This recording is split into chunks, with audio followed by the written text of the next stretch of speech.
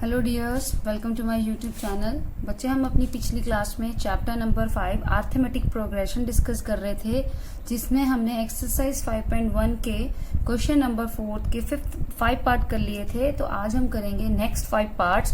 तो चलिए स्टार्ट करते हैं। Our 6th part is 0.2, 0.22, 0.222 and 222 and 1 2 more. Okay, तो बच्चे इसमें बोला गया है which of the following are AP. तो इनमें से कौन सी एपी है? तो एपी को चेक करने के लिए हमें क्या निकालना पड़ता है? Common difference.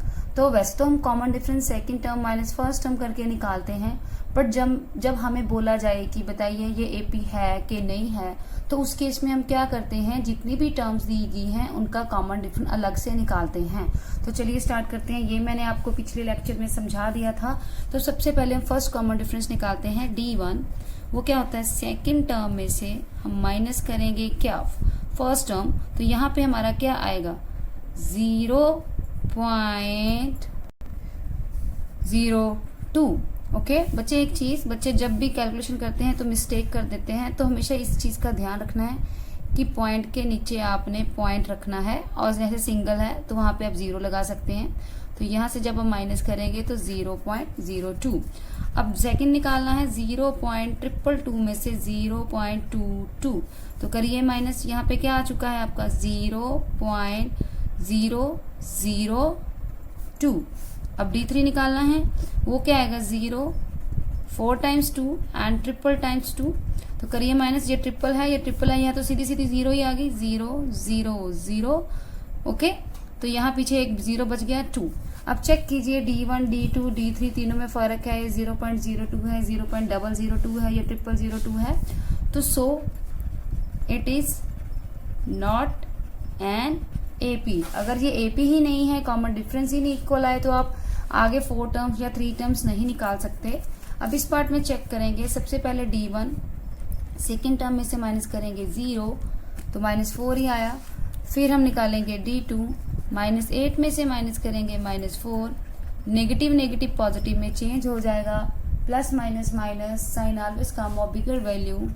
D3, -12 में से माइनस करेंगे -8, तो ये बन जाएगा प्लस के 8, again plus minus minus, sign always come of bigger value. तो चेक कीजिए इस क्वेश्चन में D हर तरफ सेम है, -4 -4 -4, तो ये एपी बन गई। इसका मतलब कॉमन डिफरेंस आ चुका है -4। अब नेक्स्ट टर्म निकालनी है, 4 तक दी है, fifth which is A4 plus D, -12 plus -4, तो ये कितना बन चुका है? -16।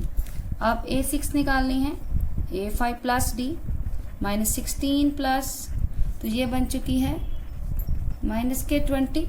अब नेक्स्ट निकालनी है A7 which is equal to A6 plus D, -20 plus -4, यानी कि -24। तो ऐसे हमारे पास जितनी मर्जी टर्म पूछ लें, हम ऐसे ही कंटिन्यूस को डिस्कस करते जाएंगे। तो नेक्स्ट पार्ट देखिए, 8 पार्ट। इसमें वैसे देख के पता चल रहा है बेटा ये एपी है। देखो -1/2 -1/2 -1/2 -1/2, यानी कि ये सीरीज ऐसी चल रही है, एपी ऐसी चलती जाएगी। तो इसकी नेक्स्ट टर्म भी सेम होगी, बट हमें कॉमन डिफरेंस निकाल के बताना है। तो हम कॉमन डिफरेंस निकाल के बताएंगे। सेकंड टर्म में से फर्स्ट टर्म माइनस करेंगे, नेगेटिव चेंज, 2 नेगेटिव है, प्लस में चेंज हो गए, तो ये आ गया है 0। अब D2 निकालेंगे again, which is change to into 0, because ये प्लस है, ये माइनस है, कट आउट हो गया। फिर से ये नेगेटिव नेगेटिव पॉजिटिव में चेंज हो गया, फिर से 0। तो हर तरफ D सेम आ रहा है, 0। तो ये एपी बन चुकी है।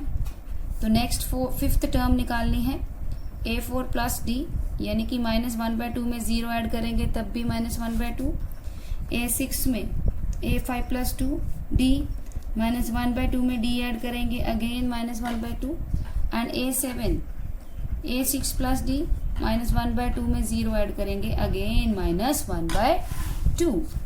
अब इस क्वेश्चन में देखिए 9th पार्ट में A है हमारा 1, तो पहले D1 निकालेंगे 3 - 1 2, D2 निकालेंगे 9 - 3 6, एंड D3 निकालेंगे 27 - 9 18। तो चेक कीजिए यहाँ पे D सेम नहीं है, so it is not AP. In 10th part, first of all D1 2a minus a which is equal to 1a, D2 3a minus 2a which is equal to again 1a, D3 4a minus 3a which is again 1a, or you can simply write it as a. Okay, so it is AP because common difference same here. So D is equal to a. Now we have to find out the next term a5 which is a4 plus d, 4a plus d यानी कि 5a, a6 a5 plus d, 5a plus a 6a, a7 a6 plus d, 6a plus a 7a. So similarly we can find out more terms, 4 term, 5th term, 6th term. Okay, okay बच्चे, thank you.